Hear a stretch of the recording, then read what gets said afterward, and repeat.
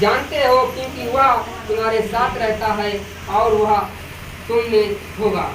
क्योंकि तुम इस बात को जानते हो कि वो तुम्हारे साथ रहती है और वह तुम्हारे साथ तुम में होगी।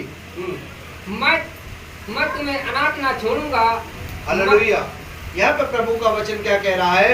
मैं तुम्हें अनाथ ना छोड़ूंगा। तुम्हारे पास आता हूँ। कि मैं तुम्हें अनाथ, तुम सोच रहे हो कि मैं यहाँ से चला गया हूँ, मैं तुम्हें अनाथ कभी नहीं छोड़ूंगा और मैं तुम्हारे पास आता और जाता रहूंगा। अनाथ और थोड़ी देर रह गई है कि फिर संसार तुम्हें ना देखेगा। कि थोड़ी देर रह गई है, उसके बाद संसार हमें नहीं देखेगा। हालेलुया। क्योंकि जो भी इससे पहले जो भी भविष्यवक्ता आए, जो भी भगवान आए इस संसार के अंदर, सभी ने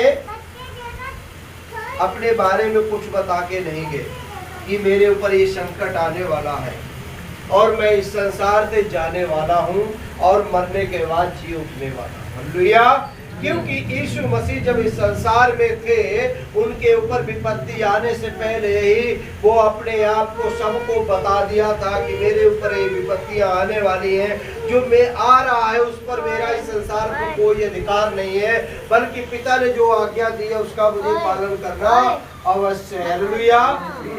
तुम मुझे देखते हो इसीलिए कि मैं जीविता हूँ। क्योंकि तुम मुझे देखते हो कि मैं जीवित हूँ, तुम भी जीवित रहोगे और जैसे हम जीवित हैं वैसे तुम भी जीवित रहोगे। उस दिन तुम जानोगे कि मैं अपने पिता में हूँ। कि उस दिन तुम लोग जान लोगे कि मैं अपने पिता में हूँ। हालेलुया। और तुम मुझ में, कि तुम मुझ में हो और मैं तुम में, और मैं तुम में। हालेलुया। क्योंकि इस बात को हम जानते हैं अच्छी तरह से कि यीशु पिता जो है वो यीशु मसीह में है और यीशु मसीह जो है वो अपने दासों के अंदर है। हालेलुया।